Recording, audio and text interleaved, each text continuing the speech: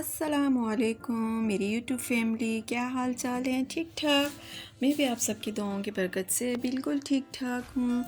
और आज हम बना रहे हैं रेडीमेड खीर। जैसे कि आपने स्टार्टिंग में देखा, तो आए हम देखते हैं ये किस तरह तैयार होती है।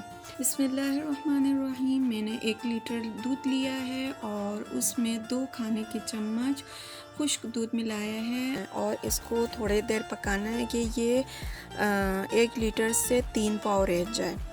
और यानी 1 पाव तक तकरीबन आपने इसको पकाना है कि ये रह जाए।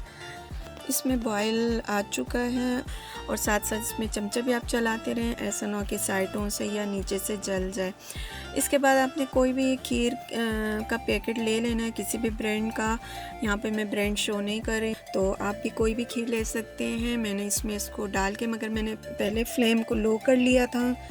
इसके बाद मैंने जो है खीर को डाला है और खीर को डालने के बाद आप इसको अच्छी तरह से मिक्स करें ताकि इसमें कोई लम्स वगैरह ना रह जाएं। और अब आप इसको मीडियम फ्लेम पर इसको पकाएंगे जब तक इसका जो है थिक ना हो जाए, गाढ़ापन ना हो जाए। आप इसको इतनी देर पकाएंगे और साथ साथ बार बार चमचा हिलाते रहें ताकि ये नीचे लग ना जाए। और देखें, काफ़ी पहले से इसका दूध जो है वो कम हो चुका है। मैं इसको बार बार बीच में चमचा चलाती रही हूँ। आपने भी इस बात का ध्यान रखना है और साथ साथ जो है चमचा चलाते रहना है, नहीं तो ये साइडों से देखें कितना ये लग रहा है, तो ऐसा ना हो कि ये नीचे से जल जाए या साइडों से लग जाए इस तरह से। तो हमारी खीर तकरीबन तैयार होना शुरू हो गई है और इसका दूध भी जो है खुश्क होना शुरू हो गया है, पहले से काफ़ी कम हो चुका है। आप इसको इसी तरह पकाते रहें थोड़ी देर तक और बार बार चमचा चलाते रहें और इसको अच्छे से आप पका लें। देखें कितनी खूबसूरत लग रही है, कितनी प्यारी लुक आई है इसकी पकने के बाद, और बहुत ज़बरदस्त है, बहुत मज़ेदार भी है और हेल्दी तो ये है ही। अक्सर लोगों को दूध पसंद नहीं होता, मगर अगर आप इस तरह की चीज़ें वगैरह बना के देंगे तो यकीनन बच्चे और बड़े वो भी ये पसंद करके खाएंगे।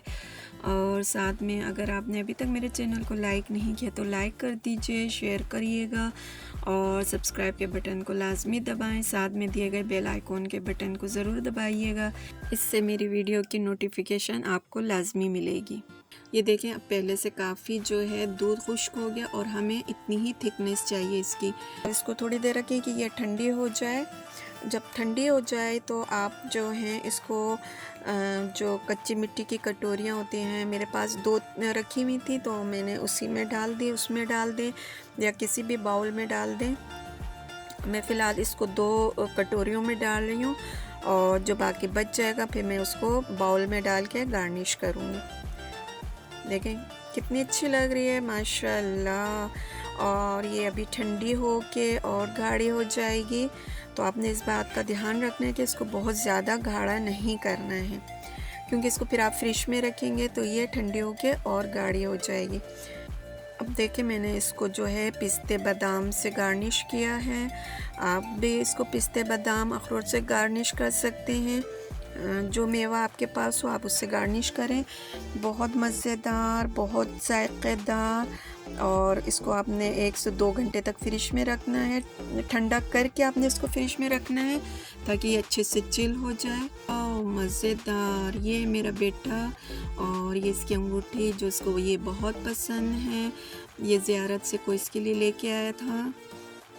कैसी बनी है?